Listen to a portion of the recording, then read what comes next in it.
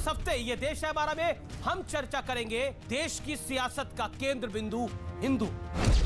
अरुण गगन पर महाप्रगति का अब ये मंगल गान उठा, करवट बदला अंगड़ाई ली सोया हिंदुस्तान। और 3-4 महीने ये हिंदू मुसलमान कर लीजिएगा। 2022 में हम बताएंगे कि हिंदू मुसलमान क्या होता है।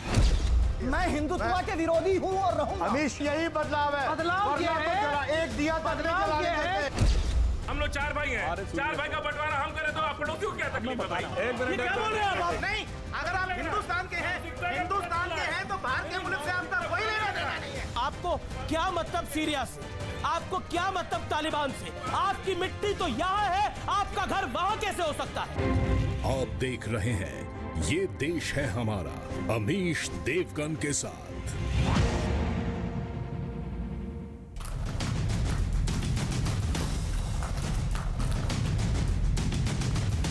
नमस्कार व्यूअर्स, मैं हूं अमीश देवगन और आप देख रहे हैं वीकेंड का सबसे भरोसेमंद कार्यक्रम ये देश है हमारा।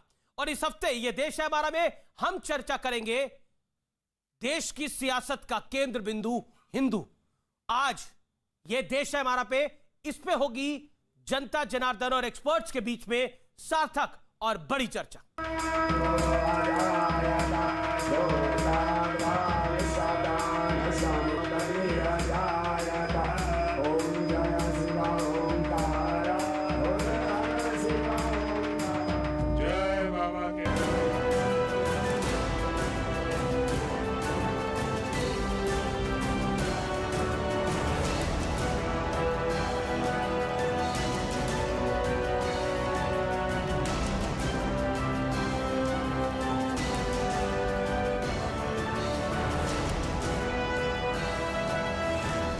नवंबर 1990 को इसी अयोध्या में राम भक्तों पर, राम कार सेवकों पर गोलियां चलाई गई थी।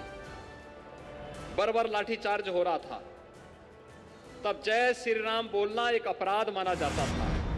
भारत में कभी मुस्लिम वोट बैंक नहीं रहा ना रहेगा। भारत में हमेशा हिंदू वोट बैंक और हिंदू वोट बैंक ही रहेगा। भारत में भोलेनाथ के पास जाते हैं तो हर व्यक्ति जो है साधारण होता है, साधारण मानव होता है, लेकिन वहाँ अहंकार जा रहा है। मतलब अहंकार को शिव ने, मतलब माना जाए कि अहंकार को शिव ने कभी स्वीकार नहीं। मुस्लिम समाज के लोगों को हमारी पार्टी ने इस चुनाव में 97 टिकट दिए हैं। 97 यानी कि 3 कम 100। राजनीति का केंद्र बिंदु हिंदू। आज मैं इस मुद्दों पर तथ्यों और सबूतों के साथ सबसे बड़ा विश्लेषण करने वाला हूं और मैं समझाऊंगा कि आखिरकार मैंने ये नाम क्यों दिया है। क्योंकि 2014 के बाद सिर्फ देश में सत्ता नहीं बदली, सियासत का समीकरण और वोट बैंक भी का फॉर्मूला भी पूरी तरह से बदल गया। कभी मुसलमानों के नाम पर 100 कम 3 सीट गिनाने वाली मायावती आज ब्राह्मणों के साथ प्रबुद्ध सम्मेलन कर रही है। अरविंद केजरीवाल दिल्ली में अयोध्या के राम मंदिर का मॉडल बना रहे हैं और रामलला के दर्शन को अयोध्या भी जा रहे हैं। ओवैसी कह रहे हैं कि मुसलमान वोट बैंक यानी मुस्लिम वोट बैंक तो कभी था ही नहीं, इस देश में हमेशा से सिर्फ और सिर्फ हिंदू वोट बैंक था। तो चलिए अब आपको मैं ग्राफिक्स के जरिए वोट बैंक का सारा खेल समझा देता हूं और यह भी बताते हैं कि वोट बैंक का ये हिसाब किताब कैसे इस 180 डिग्री बदल चुका है। मैं आपको सिलसिलेवार तरीके से बताता हूं कि 2014 से किस तरह यह बदलाव आया। तो कि इसी साल प्रचंड बहुमत से भारतीय जनता पार्टी जीती। नतीजा यह हुआ कि विपक्ष चारों खाने चित हो गया और वोट बैंक का नैरेटिव भी बदलना शुरू हो गया।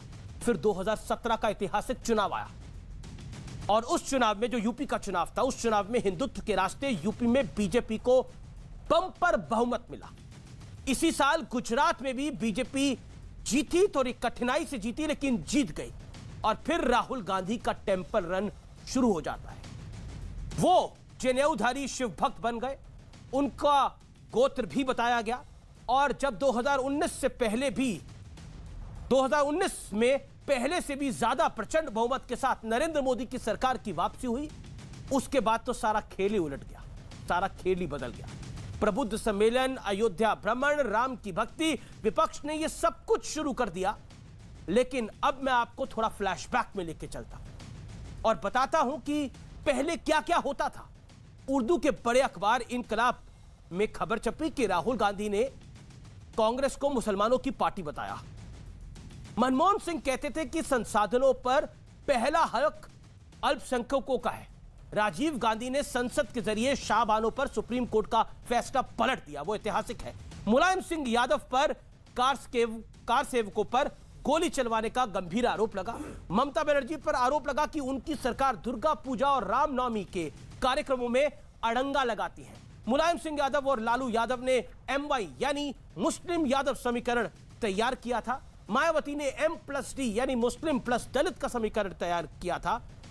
इन सब की आज चर्चा होगी। तो मेरे साथ आज बात करने के लिए, चर्चा करने के लिए 5 बड़े धुरंधर हैं। मेरे साथ सुधांशु त्रिवेदी हैं, भारतीय जनता पार्टी के सांसद हैं, बीजेपी के प्रवक्ता हैं। मेरे साथ आचार्य प्रमोद कृष्णम हैं, कांग्रेस पार्टी के वरिष्ठ नेता हैं, उनका अभिनंदन है। शादाब चौहान हैं, नेता पीस पार्टी के। मेरे साथ शोहेब जमाई जुड़ रहे हैं, जाने माने मुस्लिम चिंतक, और मेरे साथ अवनी जैश अवस्थी हैं, जाने माने राजनीतिक विश्लेषक और संघ के जानकार। सबसे पहले इस चर्चा की शुरुआत मैं आपसे करता हूं शादाब चौहान। राजनीति का केंद्र बिंदु हिंदू, 60 सेकंड आपके पास है, बोलिए। अमीश जी, सबसे बड़ी बात यह है कि हिंदुस्तान के अंदर यह अफसोस की बात है कि केंद्र बिंदु हिंदू है, हिंदुस्तान नहीं है। हिंदुस्तान में सब आते हैं, चाहे कोई धर्म, जाति, संप्रदाय हो। शिक्षा, स्वास्थ्य, रोजगार, प्रगति, इंफ्रास्ट्रक्चर, स्वास्थ्य सेवाएं, ये मुद्दा नहीं है, क्योंकि मेरा दीन और संविधान मुझे हर मजहब का सम्मान करना सिखाता है। लेकिन अफसोस तो तब होता है कि जब एक धर्म की राजनीति की जाएगी और जो धर्म केंद्र बिंदु होगा उसी का शोषण होगा। जैसे मुसलमानों को सब्सिडी के नाम पर कांग्रेस ने लूटा, और देश के इतिहास में अगर कोई एक प्रधानमंत्री आया जिसने मुसलमानों के लिए कुछ करने का प्रयास किया, वो श्री सरदार मनमोहन सिंह जी थे। उसके अलावा किसी ने कोई कार्य नहीं किया। और अफसोस यह है कि भारतीय जनता पार्टी, अभी मुख्यमंत्री कह रहे थे कि कार सेवा जब होगी दोबारा तो फूल बरसाएंगे, यानी कि जो कोई और इबादत स्थल को गिराएगा तो उस पर फूल बरसाए जाएंगे। 10 सेकंड मेरा बचा, 10 सेकंड में बोल रहा हूं सिर्फ कि भारतीय जनता पार्टी के लिए शिक्षा, स्वास्थ्य, रोजगार नहीं, मुसलमानों को देश से कैसे निकाला जाए, सेकंड क्लास सिटीजन बना जाए, यह सिर्फ मुद्दा है। ये तो बड़ा आरोप आपने लगा दिया कि बीजेपी मुसलमानों को सेकंड ग्रेड सिटीजन बनाना चाहती है। अवनी जैश अवस्थी, क्या संघ की विचारधारा मुसलमानों को सेकंड ग्रेड सिटीजन बनाना चाहती है, जो शादाब चौहान बात कर रहे हैं? 60 सेकंड आपके। अमीश जी, बड़ी साफ सी बात है कि स्वाधीनता के पश्चात भारतीय राजनीति का यथार्थ यह था कि मुस्लिम लीग धर्मनिरपेक्ष थी, जिसने भारत का विभाजन करवाया, और संघ या जनसंघ, उसका जो राजनीतिक पक्ष था, वो सांप्रदायिक शक्ति था। ये हैरत की बात थी। लगातार 70 वर्षों तक लगातार ये चलता रहा। और उसका लेटेस्ट वर्जन ये है कि जिन्ना जो है वो तो स्वाधीनता सेनानी हो गए, और सावरकर जिन्होंने काला पानी की सजा पाई वो गद्दार हो गया। ये लगातार चल रहा है अमीश जी। लेकिन 2014 के पश्चात भारतीय राजनीति में एक नया व्याकरण शुरू हुआ है। ये राजनीति का नया व्याकरण ये कहता है कि सबका साथ, सबका विश्वास, सबका प्रयास का मतलब यह है कि संसाधनों पर हर एक व्यक्ति का, चाहे वो किसी भी जाति, वर्ग, वर्ण, संप्रदाय का हो, उसको वहां तक मिलेगा। सिर्फ 2 टिकट देने से किसी संप्रदाय की, किसी समुदाय का उत्थान होने वाला नहीं है। ये जो बदलाव आया, ये बहुत महत्वपूर्ण बदलाव है। जी, मैं रुक करता हूं आचार्य प्रमोद कृष्णम का, और फिर मैं आपके पास सुधांशु त्रिवेदी और शोएब जमाई आऊंगा। आचार्य जी, अगर नरेंद्र मोदी बाबा केदारनाथ के द्वार भी जाते हैं तब उसको भी इवेंट कांग्रेस पार्टी कह देती है, और दूसरी तरफ ऐसा लगता है कि 2014 के बाद थोड़ी अकल आई, 2019 के बाद पूरी अकल आनी चाहिए। क्या आपको लगता है कांग्रेस को आ गई है? देखिए अमित जी, भारत के प्रधानमंत्री अगर केदारनाथ जाते हैं तो बहुत अच्छी बात है, उनकी निजी आस्था का सवाल है। लेकिन सवाल तब खड़ा होता है जब राहुल गांधी या प्रियंका गांधी जी अगर केदारनाथ जाते हैं, मानसरोवर जाते हैं, काशी विश्वनाथ के दर्शन करने जाते हैं, तो बीजेपी उनको ये कहकर उन पर आरोप लगाती है कि साहब ये ड्रामा हो रहा है, ये नौटंकी हो रही है, ये राजनीतिकरण हो रहा है, ये चुनावी यात्रा है। राहुल गांधी की यात्रा, प्रियंका गांधी की यात्रा अगर काशी विश्वनाथ होती है, मानसरोवर होती है, तो वो चुनावी यात्रा कही जाती है। और नरेंद्र मोदी जी की यात्रा एक आध्यात्मिक और धार्मिक यात्रा, निजी आस्था का विषय माना जाता है। तो ये दोहरा मापदंड है।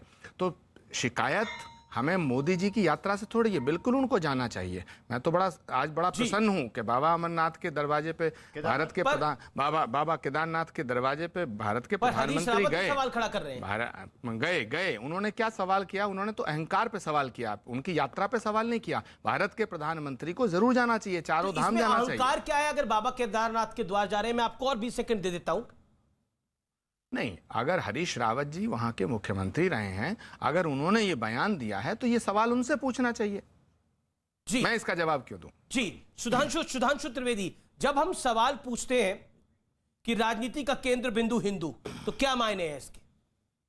देखिए, अगर आपसे पूछें कि इस दुनिया में एक देश बताइए जिस पे इस धरती पे पाए जाने वाले सारे रिलीजन पाए जाते हैं, तो वो सिर्फ और सिर्फ भारत है। इसलिए कि भारत हिंदू बाहुल्य था, इसलिए भारत की एकात्मता, संस्कृति ही, राजनीति ही नहीं, सब कुछ का केंद्र बिंदु हिंदू था। मगर अफसोस कि स्वतंत्रता के बाद ऐसी राजनीति चली कि शरिया के तमाम प्रावधान संविधान के हिस्से कर दिए गए। तो मैं जिम्मेदारी से कह रहा हूं कि 2014 से पहले स्थिति यह थी कि भारत आंशिक रूप से मुस्लिम राष्ट्र था, और अब बदलाव की वो बयार आई है कि आपने देखा कि ममता बनर्जी चंडी पाठ करती हैं, प्रियंका गांधी जी देवी स्तुति करती हैं, अपने अरविंद केजरीवाल जी हनुमान चालीसा पढ़ते हैं, राहुल गांधी जी कुर्ते के ऊपर जनेऊ दिखाते हैं, अपना गोत्र बताते हैं, ममता बनर्जी अपना गोत्र बताने लगी हैं।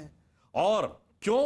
क्योंकि प्रधानमंत्री जी केदार में दिख रहे हैं, दीपावली जगमग हो रही है। इसलिए मैं सिर्फ यह कहना चाहूंगा, था तो केंद्र बिंदु हमेशा से, पर हनुमान जी की तरह अपनी शक्ति भूला हुआ था। आज शक्ति याद आई तो एक पंक्ति कहूंगा, अरुण गगन पर महाप्रगति का अब ये मंगल गान उठा, करवट बदला अंगड़ाई ली सोया हिंदुस्तान उठा। चलिए, तो क्या आपको लगता है ये हिंदुस्तान सोया हुआ था शोएब जमाई, अब जो उठ खड़ा हुआ है, जहां पे सबको सम्मान है लेकिन केंद्र बिंदु हिंदू है?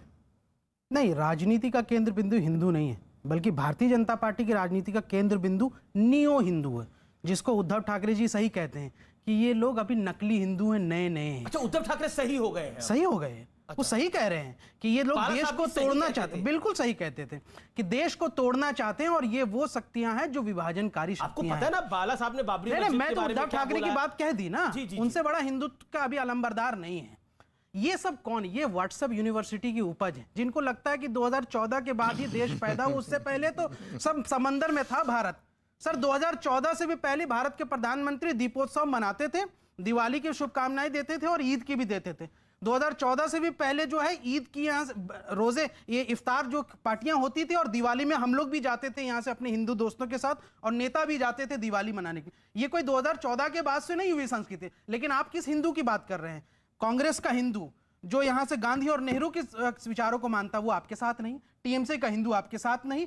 लोहिया और मनोहर लोहिया जी को मानने वाला हिंदू आपके साथ नहीं। बंगाल का हिंदू आपके साथ नहीं। केरला के हिंदू आपके साथ नहीं। छत्तीसगढ़ का हिंदू आपके साथ नहीं। महाराष्ट्र का हिंदू आपके साथ नहीं। किस हिंदू की बात? हाँ, वो हिंदू आपके साथ जरूर है जो 2 रुपए में राजनीति के केंद्र हिंदू, वो हिंदू। मैं तो राजनीति के केंद्र बिंदु हिंदू की बात कर रहा हूं। उद्धव ठाकरे जी 60 सेकंड से ज्यादा ही हो गए। एक सेकंड, सुधांशु त्रिवेदी, इन्होंने सही बात कही। रोजा अफ्तार में ना पहले प्रॉब्लम थी ना अब प्रॉब्लम है। पर पहले प्रॉब्लम यह थी कि जो रोजा रखता नहीं था वही रोजा अफ्तारी करता था। ऐसी पार्टी होती थी कि ना बुलाने वाला रोजा अफ्तार रोजेदार, ना आने वाला रोजा अफ्तार। सुन लीजिए, सुनिए, दिवाली तो हमारी भी नहीं थी, लेकिन पटाखे हम भी फोड़ते थे। देखिए, जैसे हमारे यहाँ दिवाली हमारा त्योहार नहीं है, लेकिन हमने माना कि हाँ, हमारा भी त्योहार है, हमने भी पटाखे फोड़े। अब मेरी पूरी बात देखिए, हमारे यहाँ व्रत होता है तो व्रत के बाद व्रत का उद्यापन होता है शाम को। अब कोई व्रत न रखे और व्रत का उद्यापन करे तो धर्म का मजाक हो गया ना।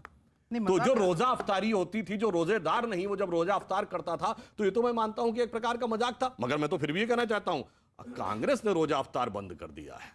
अब अरविंद केजरीवाल रोजा अफ्तार नहीं देते हैं, और जो अब उत्तर प्रदेश के नए नेता है जो पहले सफेद वाली टोपी पहन के बैठते थे, अब वो ललकी टोपी पहन के बैठते हैं, वो रोजा अफ्तार बंद कर दिए हैं। आज भी राहुल गांधी जी ने ट्वीट किया, हमें हम जैसे थे वही है। उन्होंने साफ तौर पर कहा कि त्रिपुरा के मुसलमानों पे जुल्म हो रहा है। मुसलमान शब्द का इस्तेमाल किया राहुल जी ने अपने ट्वीट पे। अरे भाई, आज भी वो सच्चाई के साथ खड़े हैं, वो हटे नहीं है, इसमें कोई शक की बात नहीं है कि राहुल गांधी की विचारधारा और गांधी की नेहरू की विचारधारा जब तक देश में जीवित है, तब तक इस देश का हिंदू और मुसलमान दोनों सुरक्षित है। अन्यथा दोनों जो है मुस्लिम लीग और जिन्ना जिन्ना और ये बहुत अच्छा याद दिला दिया दोनों एक साथ ही हैं। नहीं, बहुत अच्छा बता दिया इन्होंने।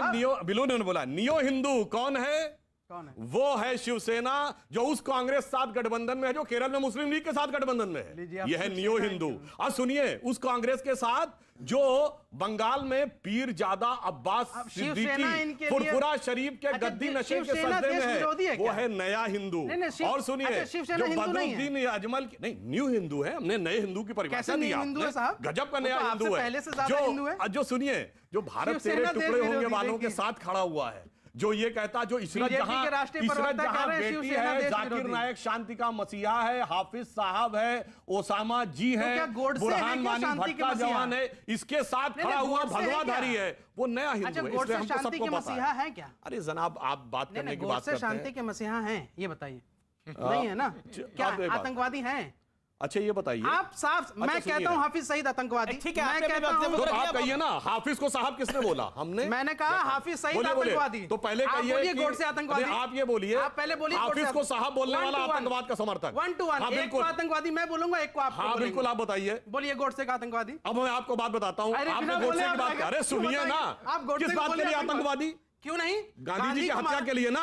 गांधी क्या थे? अब सुनिए, गांधी क्या थे? गांधी एक आदमी नहीं थे। अब मैं आ रहा हूँ, गांधी राष्ट्रपिता थे। गांधी एक साधारण आदमी नहीं थे। और वो राष्ट्रपिता क्यों थे? उनकी समाधि पे क्या लिखा? हे राम। जिस दिन आपने लिखा कि राम थे ही नहीं, उस दिन गांधी की आत्मा की हत्या हुई। बोलिए, गांधी की आत्मा का हत्या करने वाला आतंकवादी बड़ा या शरीर को मारने वाला बड़ा? बोलिए, को मानने वाले को जो मारता है, आप कहिए आत्मा का हत्यारा आतंकवादी यानी गांधी परिवार आतंकवादी। मैं कहता हूं गोडसे आतंकवादी। हत्यारा अगर गोडसे है, बोल दिया गोडसे आतंकवादी नहीं बोला तो सही। मैंने कहा, आप कहो कि राष्ट्रपिता की आत्मा का हत्यारा गांधी परिवार आतंकवादी। मैं कहता हूं शरीर का हत्यारा गोडसे आतंकवादी। बोलिए, बोलिए। एक सेकंड हत्यारा गांधी परिवार आतंकवादी। बोलिए। अरे राष्ट्रपिता वो अपने विचार से है, राष्ट्रपिता शरीर से नहीं है। दो हाथ पांव दो मुझे बीच में आना पड़ेगा। कुर्बानी बता दीजिए। देखिए, अब आप अन्याय कर रहे हैं, बाकी लोगों को बोलने दीजिए। शादाब चौहान वहां पे इंतजार कर रहे हैं, आचार्य प्रमोद कृष्ण इंतजार कर रहे हैं, यहां मेरे साथ कई एक्सपर्ट्स बैठे हुए हैं, वो भी कुछ कहना चाहते हैं, उनकी भी मैं राय लूंगा। शादाब चौहान, जब ओवैसी कहते हैं कि इस देश में मुसलमान तो वोट बैंक था ही नहीं, सिर्फ हिंदू वोट बैंक है, और हम देखते हैं कि इस देश की राजनीति के अंदर केंद्र बिंदु हिंदू किस तरह से बन गया है, और आप कहते हैं कि हम निजाम मुस्तफा का शासन लेके आना चाहते हैं, तो फिर आपकी पॉलिटिकल लाइफ कैसे आगे बढ़ेगी जब आप ये बात बोलते हैं? बिल्कुल अमीश जी, अभी सुधांशु जी ने कहा कि कोई नियो हिंदू है और हिंदुत्व तो हमेशा रहा। देश का प्रधानमंत्री और मुख्यमंत्री संविधान की शपथ लेता है। मैं कह रहा हूं कि नमाज भी सरकारी पैसे पर इफ्तार पार्टी क्यों हो और दीपावली क्यों हो, पैसा जनता का बर्बाद क्यों हो? मुख्यमंत्री ने संविधान की शपथ एक बात बताइए, बना रहे थे। नहीं, 10 सेकंड अनटेम्प्टी। दूसरी बात यह है कि मैं तो यह चाह रहा हूं कि न्याय की बात हो। जिस तरह गांधीवाद की बात हुई, सावरकर की बात हुई, इन्होंने सावरकर को यह कहते हैं कि वीर थे। जिस तरह जिन्ना गलत हो सकते हैं, उसी तरह सावरकर भी गलत है। क्या श्यामा प्रसाद मुखर्जी जी गठबंधन नहीं किए थे? अच्छा एक सेकेंड, अब मैं ना एक रामचंद्र गुहा है, बड़े प्रबुद्ध व्यक्ति हैं, हालांकि वो अपने आप को हिस्टोरियन कहते हैं। उन्होंने लिखा, if the prime minister wants to pray in a temple, he should do so privately and without cameras in attendance. These public displays at state expense they demean his office. मतलब कुल मिलाकर उनका कहना है कि प्राइवेटली उनको पूजा अर्चना करनी चाहिए। जो केदारनाथ में प्रधानमंत्री पूजा अर्चना कर रहे थे, वो स्टेट के पैसे को बर्बाद करती है। इस बात से सहमत है आप? बिल्कुल सहमत हूं। अब आगे बढ़ते हैं। अब आगे बढ़ते हैं। तो फिर मैंने ये लिखा, और मुझे लगा जो लोग मुझे फॉलो करते हैं वो देख रहे होंगे, मैंने लिखा कि जो पूर्व प्रधानमंत्री इस देश के अंदर इफ्तार पार्टियां देते थे, क्या वो विदाउट कैमरा होती थी? बताइए। मैं बताऊंगा। सवाल का जवाब दीजिए। जवाब दे रहा हूं मैं। सवाल का जवाब दीजिए। जवाब सुनिए ना। जवाब सुनिए। जी वो सुनिए, मुसलमानों को बलि का बकरा बनाकर कोई बलि का बकरा किसी को नहीं बना। अरे जी, दीपावली पे बकरे का क्या काम? बकरे को बाहर रखिए। नहीं, बकरे का काम हमारे लिए उठाए ना। बकरे का काम, नहारी का काम। मुझे लगता है संवाद करना चाहिए। देखिए, आप भी चिल्लाएं, ये भी, हम भी चिल्लाएं, दो मेहमान भी चिल्लाएं। तो मेरा सवाल यह है, आपने बोला कि बिल्कुल सही कहा आपने, एकदम मतलब उस ट्वीट को समझा भी नहीं पूरी तरह से, बोला बिल्कुल सही कहा। कुछ नरेंद्र मोदी के खिलाफ आ रहा है, कुछ केदारनाथ मंदिर के अगेंस्ट में आ रहा है, तो हम बोल देते हैं हाँ बिल्कुल सही कहा। मैं आपसे पूछता हूं, क्या स्टेट एक्सपेंसेस का खर्चा तब नहीं होता था जब पूर्व प्रधानमंत्री मंत्री इफ्तार की पार्टियां करते तब नहीं होता था क्या? तब कैमरा नहीं आता था? बताइए ना इस बात को। तब भी कैमरा आता था, लेकिन अब तकलीफ ये होती है कि केदारनाथ पे कैमरा जाता है। अब तकलीफ ये होती है कि काशी विश्वनाथ में जब कॉरिडोर बन रहा होता है तब कैमरा जाता है। तकलीफ इस बात की होती है, तकलीफ देखिए कि गरीब मर रहा है आज, तकलीफ इसलिए होती है। और पहले जो इफ्तार पार्टी होती थी वो मुसलमानों को पार्टी में पहले मुसलमानों जब मास चलता था तब गरीब भी मर रहा होता था। तब भारत सोने की चिड़िया था। बीजेपी हिंदुओं को बीजेपी हिंदुओं को बेवकूफ बना रही है और देश का पैसा एक सेकंड सुधांशु त्रिवेदी, राम के नाम पर डकैती अमीश अवस्थी, माफ करिए। अमीश जी, स्वाधीनता के पश्चात सोमनाथ मंदिर के पुनर्निर्माण की बात आई और हमारे प्रथम प्रधानमंत्री ने कहा कि नहीं, हमारे खर्चे से नहीं होगा। बाकायदा वहां पर मुंशी जी ने और सरदार पटेल ने मिलकर के, राजेंद्र प्रसाद जी ने मिलकर के उस सोमनाथ मंदिर का पुनर्निर्माण, एक राजनीति का पक्ष वो था। बाकी सारी चीजें होती थी और किस किस तरीके से होती थी आप कहेंगे तो मैं उसका खुलासा भी कर सकता हूं। 97 ब्लंडर्स ऑफ जवाहरलाल नेहरू आप पढ़ लीजिए जाकर के। सबसे महत्वपूर्ण बात यह है कि जहां सावरकर जिन्ना की तुलना करते हुए शादाब कह रहे थे, बाबा साहब अंबेडकर के बारे में तो जानते हैं ना, और उनको आज की डेट में, इससे पहले तो खूब क्रिटिसाइज किया कांग्रेस ने भी, कम्युनिस्टों ने भी। उन्होंने कहा है कि जिन्ना और सावरकर की सोच में सिर्फ एक कॉमन था कि वो ये कहते थे कि दोनों की अलग अलग पहचान है। जहां जिन्ना अलग देश की मांग कर रहे थे, वहां सावरकर ने खुलेआम कहा कि नहीं, मुसलमान और हिंदू इसी देश में रहेंगे। बाकायदा बाबा साहब अंबेडकर के शब्द हैं ये, आप बाबा साहब अंबेडकर के शब्द हैं ये। और मैं कहता हूं आप पूरी डिबेट करा लीजिए। हिंदू महासभा ने बाकायदा रेजोल्यूशन पास किया अपनी साधारण सभा में। सावरकर कर रहे थे, सोच के थे, और सावरकर ने कहा कि हिंदू महासभा पाकिस्तान के निर्माण का विरोध करेगी और जबरदस्त विरोध करेगी। फिर सुधांशु आपकी बात आता हूं। आचार्य जी, कांग्रेस समझती है कि राजनीति का केंद्र बिंदु हिंदू है, तभी आप कांग्रेस में हैं, नहीं तो कांग्रेस में क्यों होते? कांग्रेस समझती है इस बात को, लेकिन मुश्किल तब हो जाती है। हालांकि एक फिल्म आई थी अंदाज अपना अपना, मैं उसको कोट कर रहा हूं यहां पर। आप बोलेंगे कि फिल्म का क्या काम है, उसमें एक डायलॉग होता था, गलती से मिस्टेक हो गया। वो जो था वो एक बेवकूफी कर देता था, कोई तो कहता था गलती से मिस्टेक हो गया। तो कांग्रेस पार्टी गलती से मिस्टेक कर देती है। मैं बोलता हूं क्यों। अब जैसे गोवर्धन पूजा आई तो उस पर सब नेताओं ने विश करा, राहुल गांधी जी ने भी विश किया, लेकिन उसके अंदर बोला सब धर्मों का सम्मान होना चाहिए। क्या आपको लगता है इस देश का हिंदू सब धर्मों का सम्मान नहीं करता? क्या कांग्रेस पार्टी को ऐसा लगता है? देखिए अमित जी, गाइडेंस देने की क्या जरूरत है? अमित जी मुझे थोड़ा सा वक्त दीजिएगा जी। पहली बात तो यह है कि सुधांशु जी ने कहा कि शिवसेना कांग्रेस से मिल गई तो वो अपवित्र हो गई। शिवसेना और कांग्रेस पे मेरे सवाल का भी जवाब। हाँ मैं दूंगा। और इन्होंने कहा कि कांग्रेस ने मुस्लिम लीग से समझौता किया। भाई, हिंदुस्तान के अंदर हमारे जवानों को शहीद करने वाले पाकिस्तान का राग अलापने वाली महबूबा मुफ्ती को मुख्यमंत्री आपने बनाया। अगर महबूबा मुफ्ती की पीडीपी से आप मिल करके भी देशभक्त रह सकते हैं तो कांग्रेस भी मुस्लिम लीग से समझौता करके देशभक्त रह सकती है। नंबर एक। नंबर टू, अब मैं पूछना चाहता हूं, हिंदू की बात आ रही है भाई, हाथरस में मैं आऊंगा, हाथरस में जिस लड़की के साथ बलात्कार हुआ वो भी हिंदू थी, उसके बलात्कार करने वाले अपराधियों को बचा रही थी इनकी सरकार, क्या वो हिंदू नहीं थी? क्यों ऐसा कर रहे थे? तो उन्नाव में मुझे बताइए, अगर मैं ये सवाल पूछता हूं, अगर कोई और क्रिसमस आए, ईद आए, तब भी इस तरह के विचार लिखे जाते हैं? मैं जानने की कोशिश कर रहा हूं। ये गोवर्धन पूजा पे क्यों लिखा गया? भगवान श्री कृष्ण ने गोवर्धन पर्वत के नीचे सभी को सुरक्षा दी थी। आज भी बिना भेदभाव के सभी को सुरक्षा करनी होगी। धर्म मजहब जाति के नाम पर भारत को बांटना बंद करो। कौन बांट रहा है? धर्म जमाने में धर्म मजहब कौन सा था ये बताइए। अच्छा, गोवर्धन पर्वत, वैसे ये तो बताइए आचार्य जी, आप तो ज्ञानी है, परम ज्ञानी है। गोवर्धन पर्वत जब उठाया था भगवान कृष्ण ने, तब कौन सी जाति, कौन से धर्म होते थे? संप्रदाय कौन से? देखिए, राहुल गांधी जी ने जो ट्वीट किया है, उन्होंने ये कहा कि हिंदू संप्रदाय के, उन्होंने कहा, एक अच्छी बात कही है कि जाति और धर्म सबको साथ लेके चलना चाहिए, तो कोई गुनाह नहीं किया राहुल गांधी ने। आप इसमें जबरदस्ती अपनी बात क्यों घूस रहे हैं? दूसरा, मेरी बात जो हो रही थी पूरा अमीश जी होने दो। उन्नाव में जो लड़की के साथ बलात्कार हुआ वो भी हिंदू थी, विवेक तिवारी मारा गया वो भी हिंदू था, और सुबोध सिंह इंस्पेक्टर मारा वो भी हिंदू था, और खुशी दुबे जो है वो अभी बिना गुनाह के जेल है वो भी हिंदू है, और जो बहुत ब्राह्मणों के बच्चों के फेक एनकाउंटर किए वो भी हिंदू थे। भाई आप हिंदुओं का संरक्षण करने की बात कर रहे हैं। सुधांशु जी की सरकार है, क्राइम रिपोर्ट जारी होनी चाहिए। सुनिए सुधांशु जी से मैं कहना चाहता हूं, ये जो तुम्हें सूट करता है वो तो हिंदू ठीक है, और जो तुम्हें सूट नहीं करता वो हिंदू नहीं है। क्या छत्तीसगढ़ का वो हिंदू नहीं है जिसने कांग्रेस की सरकार बनाई? क्या राजस्थान का हिंदू नहीं है जिसने कांग्रेस की सरकार बनाई? क्या आज जो महाराष्ट्र के अंदर सरकार चल रही है वो हिंदू नहीं है? आप कहना क्या चाहते हैं? और ये बात शोएब जमाई ने जो बात कही है, ये हिंदू धर्म पे बड़ा भारी हमला है कि तुमने आपने हिंदुओं को इस तरह बांट दिया कि हिंदू अगर कांग्रेस में है तो हिंदू नहीं, बीजेपी में तो हिंदू, सपा में हिंदू नहीं। क्या अखिलेश यादव हिंदू नहीं है? क्या मायावती जी हिंदू नहीं है? क्या दिग्विजय सिंह हिंदू नहीं है? क्या कमलनाथ हिंदू नहीं है? क्या सचिन पायलट हिंदू नहीं है? क्या अशोक गहलोत हिंदू नहीं है? क्या भूपेश बघेल हिंदू नहीं है? क्या कैप्टन अमरिंदर हिंदू नहीं है? सारे हमारे जितने भी लोग हैं वो हिंदू नहीं है। आप कहना क्या चाहते हैं? इस देश को ले कहां जा रहे हैं और इस धर्म को कहां ले जा रहे हैं? जवाब इसका दीजिएगा। राहुल गांधी ने क्या कहा? राहुल गांधी ने ट्वीट कर दिया, उस ट्वीट का ये मतलब, इस ट्वीट का मतलब हो गया यार अमीश देवगन, ये कोई बात है? आप जवाब दीजिए। राहुल गांधी के ट्वीट का कोई मतलब नहीं है। हिंदुओं को संकीर्ण क्यों कर दिया? हिंदू धर्म हमारा विराट है, हिंदू धर्म विशाल है, आपने हिंदू धर्म को छोटा किया। आप देखिए सुनिए सुधांशु का इन्होंने अच्छा आप नहीं ठीक है। इन्होंने कहा कि राहुल गांधी ने नहीं कहा हिंदू सांप्रदायिक है, हिंदू सांप्रदायिक होता कहते कोई बात नहीं। उन्होंने कहा हिंदू आतंकवादी है।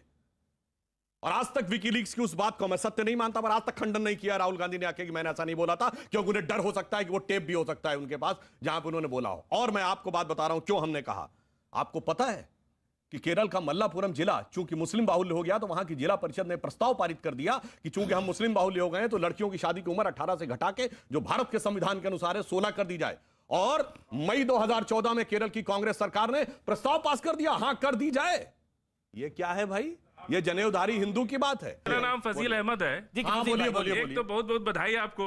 इस 14 के बाद सबसे बड़ी उपलब्धि आप ये मानते हैं कि हम अफ्तार पार्टी नहीं करेंगे, ये बहुत बड़ी उपलब्धि है आपकी। हम नहीं कर रहे हैं भैया, जो कर रहे हैं उनसे पूछो ना, ये क्यों नहीं कर रहे हैं? करते अपने घर में, ये क्यों नहीं कर रहे? दिवाली भी कर रहे हैं और अवतार भी करते हैं। उनसे और दूसरी बात, मतलब अमीश जी आपने कहा 2014 से पहले कुंभ मेला नहीं लगता था, तो किसके पैसे से लगता था? सरकार के पैसे से ना। तो इसमें दिक्कत कहां है? कब दिक्कत है? किस सरकार ने कुंभ मेला नहीं लगवाया? ना सुनिए एक मिनट, कोई सरकार के पैसे से नहीं लगता था, सरकार केवल सुरक्षा व्यवस्था करती थी। कहते आजम खान पर आरोप लगाते हैं कि कुंभ के पैसे आजम खान को बचाने आए क्या? अरे सर हम आजम खान, अरे बैठिए ना, आजम खान की बात नहीं हो रही है। आजम खान अब मुख्तार अरे आजम खान को बचाना है तो कोर्ट में जाइए। एक सेकंड बैठिए, मैं एक बात कह देना चाहता हूं, बात नहीं हो पाई। एक मिनट मैं एक बात स्पष्ट कर दूं, कुंभ मेला कोई सरकारी पैसे से नहीं होता था। जहां गैदरिंग होती है, अरे भाई बात तो सुनेंगे, आप लगातार बोलते रहेंगे। जहां पर गैदरिंग होती है, सरकार सुरक्षा व्यवस्था करने के लिए वहां पर सारी व्यवस्था करती है। अपोजिशन की पार्टी की रैली होती तो भी होती थी, और जितने मुस्लिम त्योहार होते हैं सबसे ज्यादा सुरक्षा व्यवस्था वहां होती है। वो पैसा कौन खर्च होता है? अमीश मुझे 10 हिंदू त्योहारों पर तो नहीं होती थी। दूसरी बात, एक बात मैं कह दूं, एक मिनट। अरे भाई आप बताइए, कुंभ मेला हमें गर्व है, हमें गर्व है कि सरकार इतना बड़ा आयोजन करती है। और आपको देखिए मोहम्मद साहब, आपने सवाल पूछ लिया, आपने सवाल पूछ लिया, अब आपने सवाल पूछ लिया। एक मिनट, एक वाक्य, ठीक है, आप बोलिए। मैं एक शांति से बात कर देता हूं। इस देश में सर्वोच्च न्यायालय एक आदेश पारित करता है कि एक तलाकशुदा महिला को 100 या 120 रुपया महीना मुआवजा देना पड़ेगा। भारत की संसद कहती है कि हम इसको न्यायालय का निर्णय पलट देंगे। क्यों? वो आधार ये बनाती है कि ये मजहबी मामला है, मजहबी मामला यकीन पे तय होगा, उसमें न्यायालय को इतना भी हस्तक्षेप करने का अधिकार नहीं है। शाबानो केस 1986, ठीक। और अगले साल 1987 में क्या कहती है वही सरकार, वही कांग्रेस सरकार, कि भगवान राम कहां पैदा हुए ये अदालत पर सिद्ध करो। यानी एक मजहबी मामले के लिए ये पैरामीटर, दूसरे का ये। बोलिए किसी ने विरोध किया? ठीक है, किसी ने विरोध किया? मतलब ये है कि केंद्र में भाजपा की सरकार और उत्तर प्रदेश में जो भाजपा की सरकार आई है उससे हिंदू संगठित हो गया। अब यही बात इन सब के गले नहीं उतर रही है। किसके गले नहीं उतर रही है? विरोधी पार्टियों के, चाहे वो कांग्रेस है, चाहे वो सपा वाले। अब ये सारे हिंदू हिंदू करके घूम रहे हैं। जो पहले इफ्तार पार्टियां करते थे वो आज मंदिरों में जाके दिए चाश रहे हैं। कब आप हिंदू हो गए भाई? पहले क्यों नहीं हिंदू थे? अगर हिंदू थे तो पहले भी तो होना चाहिए था ना। अब अचानक आप हिंदू कैसे बन गए? मुझे बताइए बस। मैं दीपावली एक वाक्य, अमीश एक वाक्य शांत। इन्होंने कहा था कि दीपावली फिजूल खर्ची है। मैं बताता हूं दीपावली करना क्यों आवश्यक है। दुनिया का इतिहास भरा पड़ा उस उदाहरण से, भाई भाई को मारकर गद्दी पे बैठा, बेटा बाप को मार के गद्दी पे बैठा। दिवाली उसका प्रतीक है कि 14 वर्ष तक जब भाई गया जंगल में तो दूसरा भाई खड़ाऊ रख के शासन किया और थाली में खड़ाऊ लेके उसका स्वागत करने को तैयार खड़ा था। वो आदर्श है जो दुनिया के सामने होना चाहिए, ना कि वो कि चार भाई एक वो भी थे जिसमें सुजा मुराद और दारा के रूप में औरंगजेब ने 4 का कत्ल किया और अपने सगे बड़े भाई का सर काट के थाली में अपने बाप के पास भेजा था। आप बताइए, आप अपने घर में क्या चाहते हैं, भाई का कटा हुआ सर थाली में या भाई के हाथ से रखी हुई पादुका? इसलिए मानव मूल्य के श्रेष्ठतम मूल्यों का आदर, इसलिए दीपावली मनाया जाना जरूरी है। आपके दीपोत्सव मनाने का किसी मुस्लिम संगठन ने विरोध किया क्या? देखिए, मैं ये लाइव जारी है डिबेट, मेरा निवेदन है, लाइव जारी है, एक एक करके सब बोले। खर्ची शब्द बोला हूं, क्या बोलेंगे आप भाई? बोल रहे हैं या वो बोल रहे हैं? मैं बोलता हूं, शोएब जमाई बोल रहे हैं। मैं सिर्फ एक मैं जिसको बोल रहा हूं उसको बोले। शोएब जमाई बोल, इस देश में दीपोत्सव मनाया गया भारत सरकार के पैसे से, उत्तर प्रदेश सरकार के पैसे से, बहुत अच्छी बात।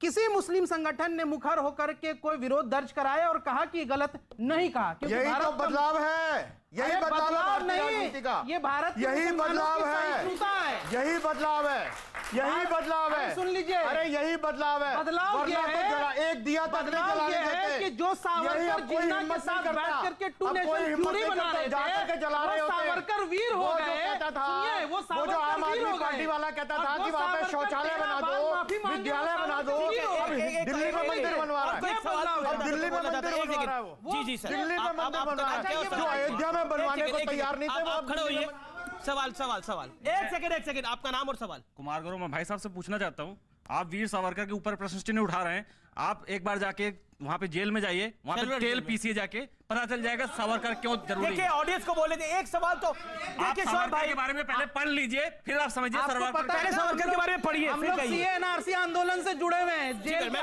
खा चुके हैं और हमें भी पता है। और कोई सवाल? मैं आप सावरकर के बारे में बता दूं। अरे एक सेकंड, देखिए, सावरकर पर ये बहस नहीं है, और सावरकर वीर थे, इसको बताने के लिए शादाब चौहान को देश को आवश्यकता नहीं है। आपके लिए औरंगजेब भी महान है, आपके लिए टीपू सुल्तान भी महान है। जिसके लिए टीपू सुल्तान और औरंगजेब महान होंगे, उसके लिए सावरकर गद्दार ही होंगे। ये फर्क है। जिसके लिए औरंगजेब महान होगा, उसके लिए सावरकर गद्दार होगा, लेकिन जिसके लिए सावरकर महान होगा, उसके लिए औरंगजेब एक क्रूर राजा होगा। जी बोलिए सर।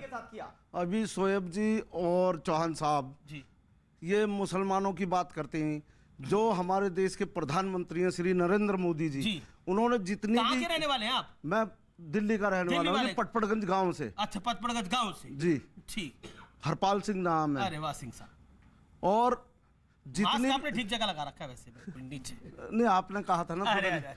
अरे मैंने नहीं कहा था। अच्छा, तो हो सकता है बोलने के लिए। तो जो भी योजना मोदी जी ने चलाई है, सबसे ज्यादा उन योजनाओं का फायदा मुसलमान उठा रहे हैं। फिर ये हिंदुओं का विरोध क्यों कर रहे हैं? क्यों मोदी जी का विरोध कर रहे हैं? क्यों योगी जी का विरोध कर रहे हैं? मैं दोनों से अब देखिए शादाब से सवाल है। देखिए, मुझे लगता है शादाब चौहान इसका जवाब दीजिए। नरेंद्र मोदी का विरोध इसीलिए क्योंकि वो केदारनाथ जाते हैं, नरेंद्र मोदी का विरोध इसीलिए क्योंकि वो काशी विश्वनाथ जाते हैं। और अभी आपने मतलब रामचंद्र गुहा ने एक वक्तव्य लिखा, आपने बोला बिल्कुल सही लिखा, बिना पढ़े बिना उसका अध्ययन करे। क्या आपको लगता नहीं है कि अगर आपको अपनी राजनीति को चमकाना है तो नरेंद्र मोदी को गाली देकर तो नहीं चमका पा रहे, मतलब जीतने वाली राजनीति? सुधांशु जी और भाई साहब ने जो सवाल किया, सुधांशु जी ने कहा कि 14 साल वनवास श्री राम आए। श्री राम अगर बज़ाहिर उपस्थित होते तो शादाब चौहान के साथ मिलकर युद्ध करते इन लोगों के खिलाफ जो उनके नाम पर डकैती डाल रहे हैं। हम लोग तो न्याय की बात कर रहे हैं, और मोदी से सवाल करना हिंदू विरोधी नहीं है। और हिंदू और हिंदुत्व अलग चीज है। हिंदू और हिंदुत्व दो अलग चीज है। मैं हिंदुत्व के विरोधी हूं और रहूंगा। हिंदू हिंदुत्व का विरोधी हूं, जिसको सावरकर ने निर्माण किया है, गोलवलकर ठीक है। अच्छा, एक मिनट सुधांशु जी एक सेकंड। अमीश जी, यहाँ पे बहुत एक गलत बात हुई है। जिस व्यक्ति ने हमारे गुरु गुरु तेग बहादुर जी का शीश उतारा, जिस व्यक्ति ने हमारे 10वें गुरु के छोटे साहबजादों को जिंदा चनवाया, उसकी यहां पर प्रशंसा हो रही है और मैं स्वीकार कर लूं उसके नाम पर दिल्ली में रोड बनता और कोई विरोध नहीं करता। महात्मा आदर्श बताया जा रहा है, बताया जा रहा है उसको। और ये हम लोगों के लिए बात है कि हमने इतने दिनों तक औरंगजेब रोड नाम रखा है यहाँ पर। उसी गुरु के मानने वाले गुरुदेव के किसानों को आज भी मैं कहता हूँ, ये गुरुदेव बहादुर जी का शीश उतारने वाला उसी पंजाबी किसानों को गोली मार देते हो।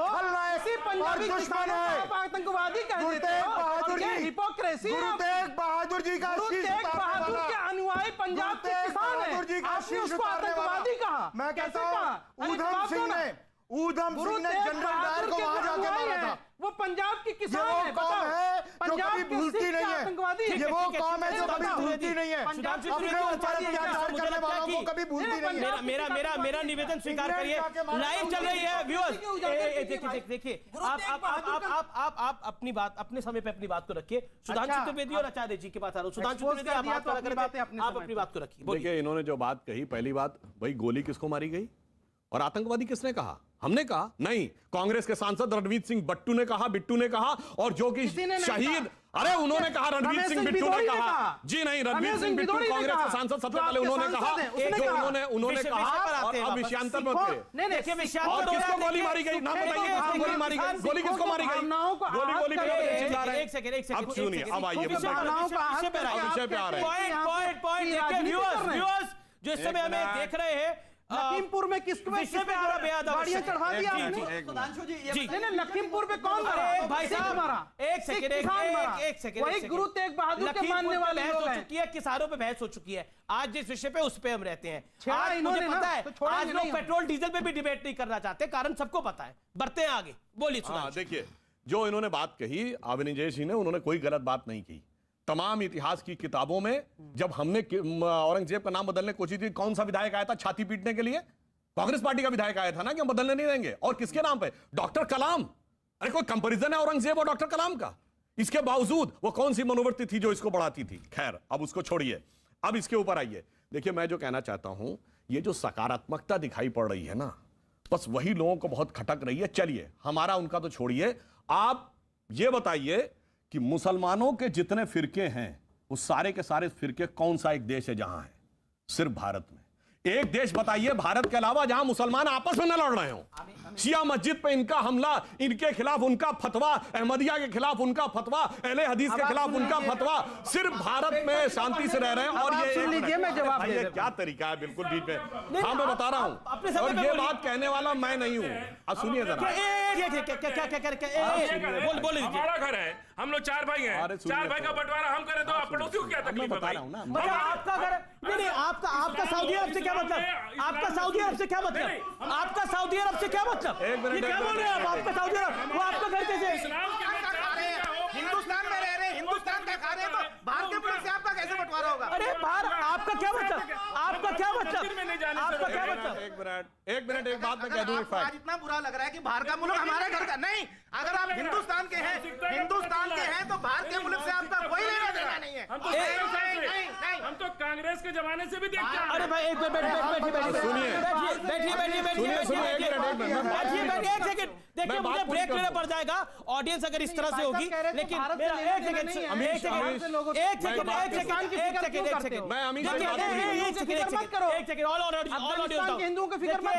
देखिए शोहेब जमाई, ऑडियो ऐसे नहीं जा रहा, मुझे ब्रेक के लिए रुकना पड़ेगा।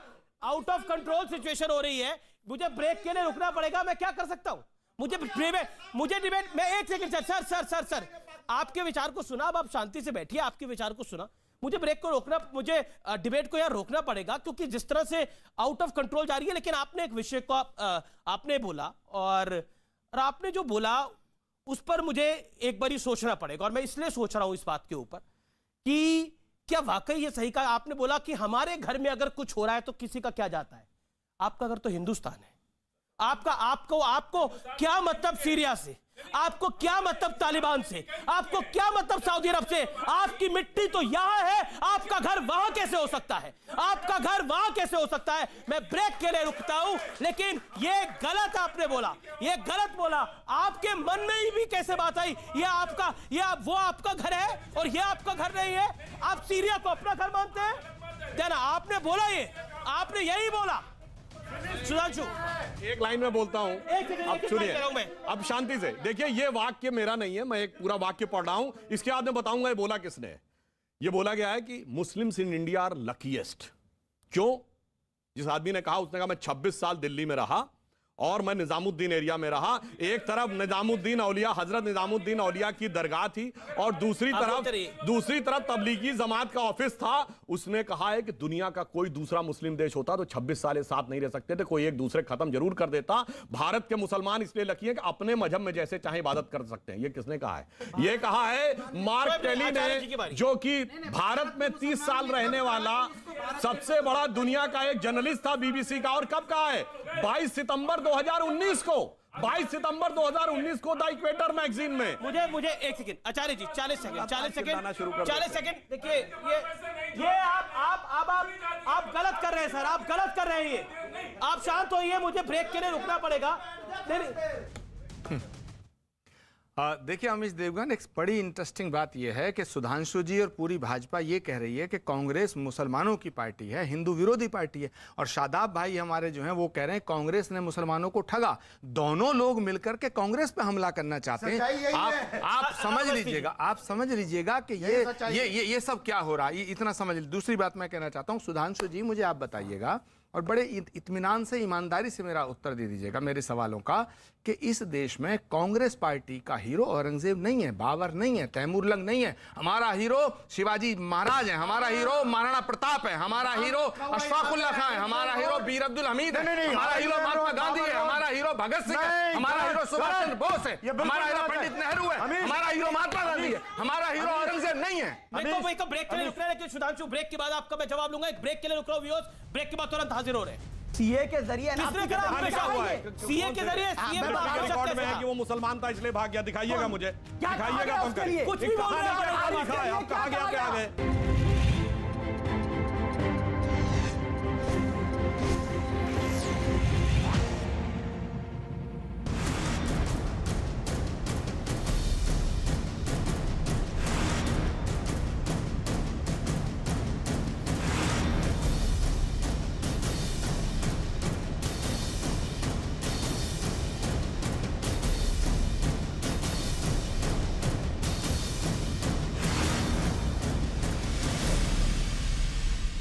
कभी कैमरे पर रोते हो, एसी तंबू में सोते हो,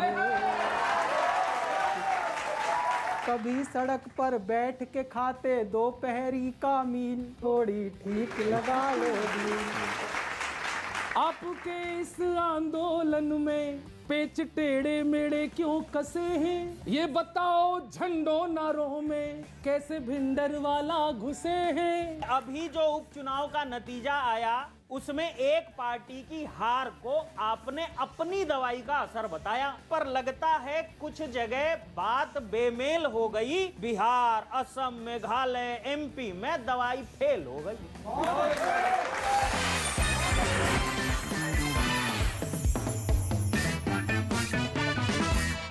वेलकम बैक। आप देख रहे हैं वीकेंड का सबसे भरोसेमंद कार्यक्रम ये देश है हमारा। स्टूडियोज में मौजूद है कई मेहमान। सुधांशु त्रिवेदी, ब्रेक से पहले आचार्य प्रमोद कृष्णम ने एक बड़ी बात बोली, उसका जवाब। देखिए, उसका जवाब यह है कि आचार्य प्रमोद कृष्णम ने कहा कि साहब लोग आरोप ये लगाते हैं कि कांग्रेस मुस्लिमों के साथ है और वो लोग कहते हैं मुस्लिमों को बेवकूफ बनाया। इसमें कोई नई बात नहीं है। किसी एक ट्रेडर की मार्केट में मोनोपोली हो और दूसरे खड़े हो जाएं उसकी मोनोपोली को तोड़ने के लिए, तो उसके दिल में दर्द होता है कि हाय मेरा मार्केट शेयर चला जा रहा है।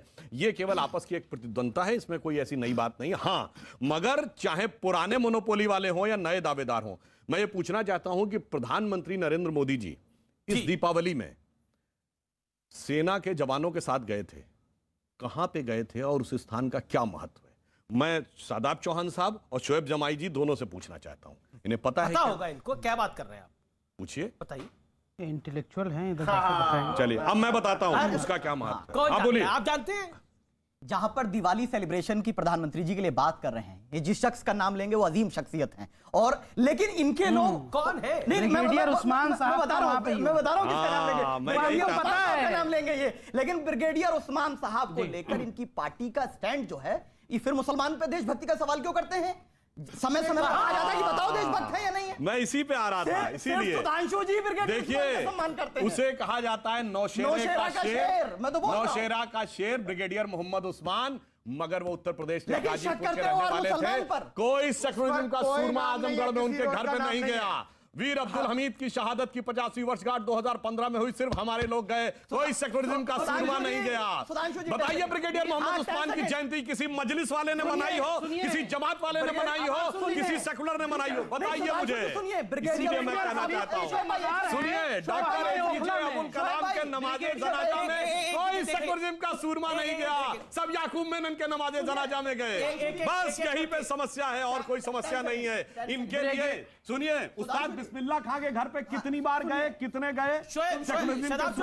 और आजमगढ़ के सज्जनपुर में आतंकवाद के आरोपियों के यहाँ कितने गए? सेकुलरिज्म के सूरमा। बस हकीकत ये है। ब्रिगेडियर उस्मान भी हम ही हैं। अच्छा सुनिए, ठीक है, आप कैसे हो गए ब्रिगेडियर हमीद भी हम ही हैं। अच्छा, आपको ब्रिगेडियर उस्मान आप सुनिए, बिस्मिल्लाह खां भी हम ही हैं। अच्छा ये बताइए, उनके यहाँ से रिश्तेदार हैं, भाई हैं। चलो आप हैं तो मैंने आपसे माना।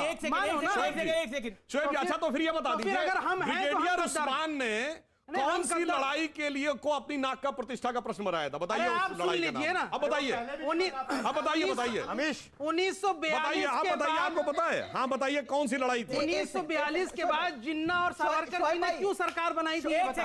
ब्रिगेडियर उस्मान से बार-बार चर्चा को बार-बार दर्शकों के ज्ञान के लिए मैं बता देना चाहता हूँ। मैं सुधांशु जी का चलिए आप बताइए अगर आपको पता हो उस लड़ाई के बारे में। इत्मीनान से देखिए, आप दोनों बोलेंगे तो किसी की आवाज नहीं जाएगी। मेरा निवेदन है एक शदाब जवान बोलिए, 25 सेकंड क्विक रिस्पांस। सुधांशु जी ने कहा कि ब्रिगेडियर उस्मान की जयंती कौन मनाता है? हमने हमेशा उनको पूछा कौन सी लड़ाई थी, वो नाम बताइए। सुन तो लीजिए नौशेरा, सुन लीजिए, उस लड़ाई का जिक्र करते हैं। कारगिल में मेरे परिवार का लड़का शहीद हो गया, कुछ को पता था कहां चला गया। भारत सरकार ने कहा कि वो भाग गया क्योंकि वो मुसलमान था। 5 साल बाद जो जब रिटर्न आता, जब पता चलता है कि वो पाकिस्तान के कब्जे में था। कब तक हम पे शक करेंगे? कितनी बार ब्रिगेडियर उस्मान बनना पड़ेगा? कितनी बार वीर अब्दुल हमीद बनना पड़ेगा? कितनी बार आप पे शक कौन कर रहा है? किसने करा आप पे शक? सीए के जरिए। किसने करा आप पे शक? सीए के जरिए। सीए में रिकॉर्ड में है कि वो मुसलमान था इसलिए भाग गया। दिखाइएगा मुझे, दिखाइएगा तुम करिए। कुछ भी बोल रहे हैं आप कहां गया, क्या गए? मुनाली का रहने वाला मैं बताता हूं उसके लिए आ गया। अमीश, मैं दर्शकों की नॉलेज के लिए एक बात बता दूं। जी दर्शकों की नॉलेज के लिए। अच्छा आप शदाब जी हो गया। अब मैं दर्शकों की नॉलेज के लिए बता दूं। 20 सेकंड आचार्य जी, देखिए से नहीं किसी को पता था, वहां एक झांकड़ का इलाका था जो हम हार गए अक्टूबर 1947 में। ब्रिगेडियर उस्मान ने कहा कि महाराणा प्रताप की तरह प्रतिज्ञा ली कि जब तक इसको दोबारा नहीं पालूंगा मैं जमीन पे सोऊंगा, पलंग पे नहीं सोऊंगा। फरवरी 1948 में दोबारा जीते तो ब्रिगेडियर उस्मान के सैनिक जाके पास के गांव से पलंग लेके आए कि अपनी प्रतिज्ञा तोड़िए। वो इनमें से किसी को नहीं पता। देशभक्त मुसलमानों के बारे में तो नहीं पता था, नहीं पता पाए ना, झांकड़ का नाम ही नहीं पता। चौहान साहब एक बात बताइए, आप अपने भाई का ही नाम लिए जा रहे हैं, और भी तो अभी मरे होंगे, बंद हुए होंगे, उनका नाम आपको याद नहीं आता? ठीक है, ठीक है, ठीक है। आप सर कुछ वही मैं भी कहना चाह रहा था कि अपने बंदे का ही नाम दे रहे हैं। जी जी जी जी, ठीक है। आचार्य जी, मैं आप देखिए मुझे लगता है आचार्य जी, मैं आपकी बता रहा हूँ, अवस्थित जी इसकी बात आपकी बता रहा हूँ। आचार्य जी 40 सेकंड आपके पास है। मैं जो आज डिस्कशन का पॉइंट है, राजनीति का केंद्र बिंदु हिंदू, मैं दोबारा उस पॉइंट पे आ रहा हूं।